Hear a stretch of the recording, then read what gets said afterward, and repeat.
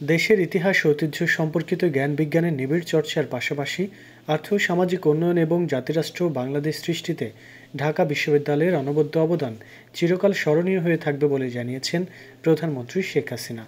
ঢাকা বিশ্ববিদ্যালয়ের ১০৩তম প্রতিষ্ঠাবার্ষিকী উপলক্ষে রোববার এক বাণীতে তিনি এই কথা বলেন। ১ জুলাই প্রাচ্যের অক্সফোর্ড খ্যাত ঐতিহাসিক ঢাকা বিশ্ববিদ্যালয়ের ১০৩তম প্রতিষ্ঠাবার্ষিকী পালিত হচ্ছে জেনে সন্তোষ প্রকাশ করে শেখ হাসিনা বলেন, এ উপলক্ষে আমি বিশ্ববিদ্যালয়ের শিক্ষক, শিক্ষার্থী, অভিভাবক ও কর্মকর্তা কর্মচারী সহ সংশ্লিষ্ট সবাইকে জানাই আন্তরিক শুভেচ্ছা ও অভিনন্দন।